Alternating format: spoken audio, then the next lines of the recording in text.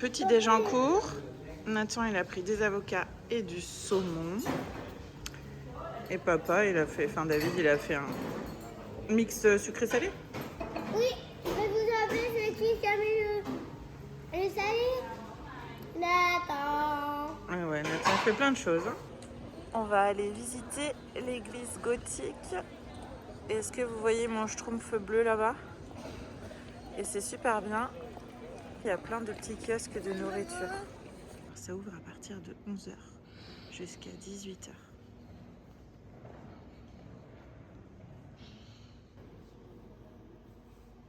Ce petit coin, c'est super. On peut mettre des bougies, comme dans toutes les églises, mais c'est dans le sable. Et on peut tracer un petit message. Évidemment, on peut donner une intention de prière. Alors nous, on a mis une bougie pour quelqu'un qui nous manque.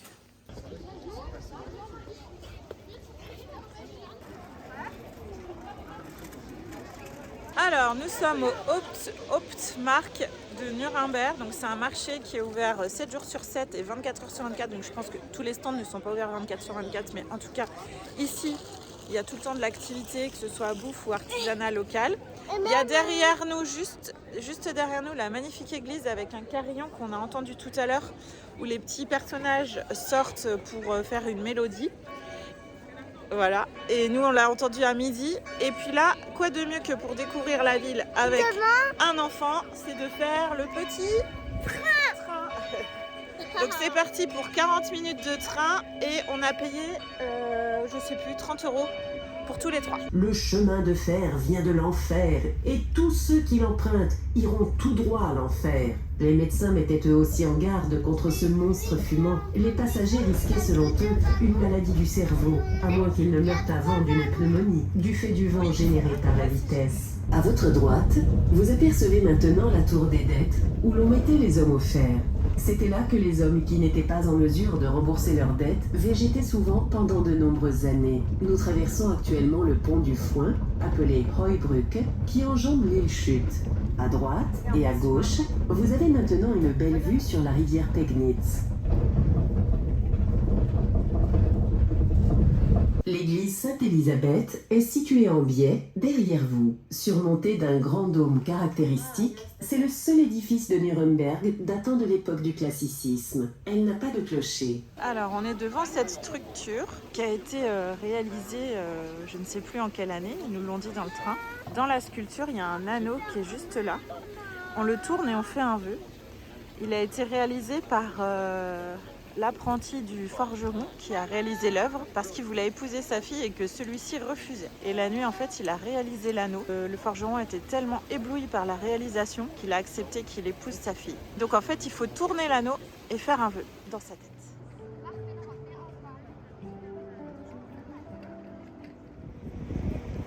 Allez, on a mangé une petite frite, puis là on va rentrer tranquillement à l'hôtel. Alors, petit repos fait, nous allons de nouveau dans un marché, mais celui de la vieille ville, qui est connu pour ses artisans et ses commerçants qui exposent dans des vieilles maisons à colombage. Donc on y va.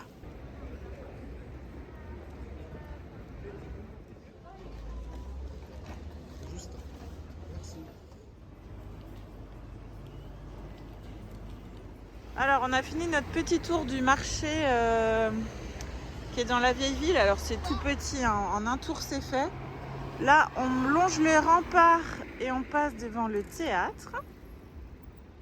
Peut-être que papy travaille ici. Ah, peut-être. Mais on est en Allemagne, c'est pas le théâtre de papy. Alors, c'est tout mignon. Et là, on va direction le centre-ville. Et c'est un parc où on va. Un marchand de glace. Bon, il est 17h38, nous sommes à manger la glace. Et nous sommes sur un problème de haute importance. Oui, Nathan, il voulait pas que ça soit avec le pot de papa. Voilà. Ça c'est pas de coup. Alors maman, elle a séparé avec un biscuit. Voilà. Et Nathan, il est plus chanchon la lune. Ben oui, parce qu'elle a séparé avec un biscuit. Voilà. On sort d'un autre magasin Lego, ne jamais rentrer ici avec un David Bonjour, je me présente, je m'appelle David, j'ai acheté un Lego dans un magasin Lego, je vous le montrerai quand je rentrerai chez moi. et un Nathan. Et T'as rien acheté? Un porte-clés. Oui, et le R2D2? Ah bah non, c'est Nathan. C'est Nathan. Ouais, alors ça c'est bien Nathan ça. Et j'en ai profité, je l'ai demandé hier à Legoland, mais il l'avait pas, ou alors il le donnait qu'avec le pass annuel. Le passeport Lego, sachez que vous pouvez le demander en magasin. Soit vous le payez, soit il est gratuit. Là, elle nous l'a donné gratuitement. Et en fait, vous pouvez le faire tamponner dans tous les magasins Lego du monde.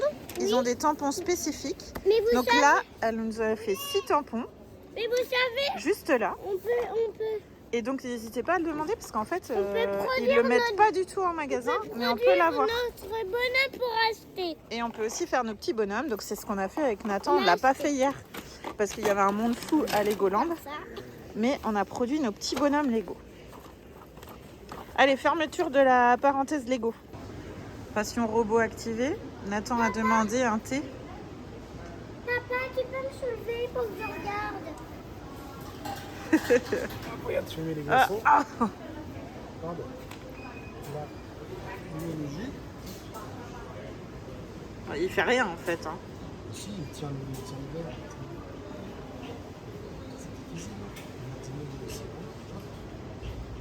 Et là, il va venir le mettre ici. Là, numéro 2.